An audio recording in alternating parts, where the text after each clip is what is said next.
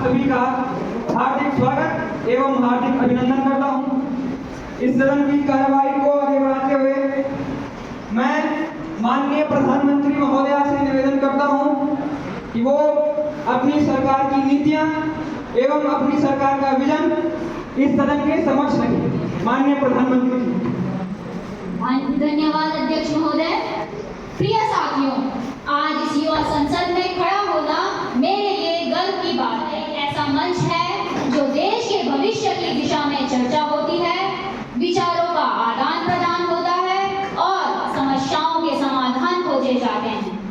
विशेष रूप से उत्तराखंड राज्य, जिसे हम देश भूमि के नाम से भी जानते हैं, के मुद्दे पे बात करना अत्यंत महत्वपूर्ण है। सुमन केसरी जी तो माधो वीरों की हाथ है उत्तराखंड। सुमन केसरी जी तो माधो वीरों की हाथ है उत्तराखंड। जिया रानी की रोतेला और गौरा पर गर्वित है उत्तराखंड। ठंडी ठंडी बर्फीली हवाओं से झूमता है उत्तराखंड। चूली बुरास और फूलों की घाटी सा महकता है उत्तराखंड। फूलों की घाटी सा महकता है उत्तराखंड। आप जानते हैं, मैं उत्तराखंड का एक सांसद हूं। वो उत्तराखंड जिसे प्रकृति ने इतना सुंदर बनाया है कि कोई कभी अगर उसकी कल्पना अपने शब्दकोश में करना चाहे तो उसका शब्दकोश पूरा नहीं होगा, इतना कुछ इस प्रकृति ने इस उत्तराखंड में दिया है।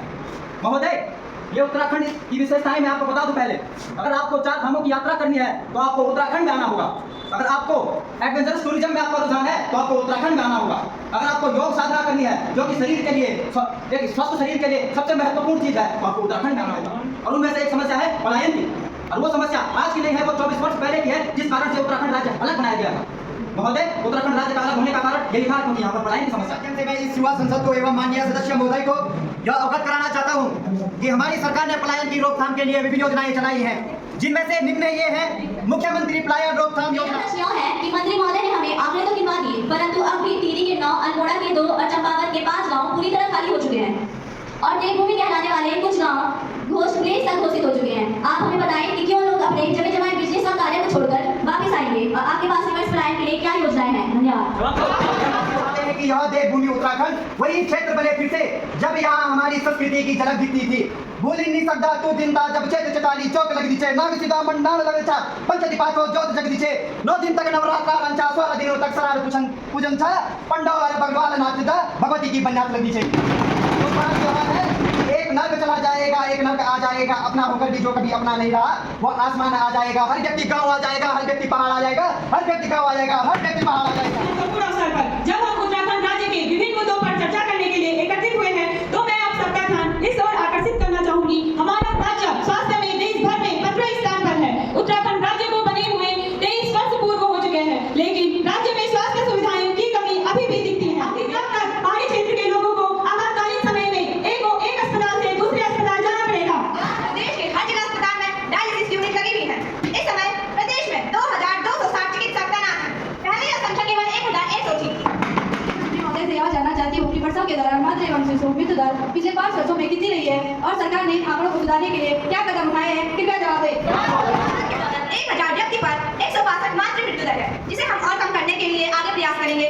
साथ ही प्रदेश में और स्वास्थ्य सुविधाओं को बढ़ावा देंगे। मैं आप सभी का ध्यान एक और अति महत्वपूर्ण विषय पर केंद्रित करना चाहूंगी, जो है महिला सुरक्षा। महोदय, देश भर में एवं अपने प्रदेश में महिला सुरक्षा एक गंभीर विषय बना हुआ है।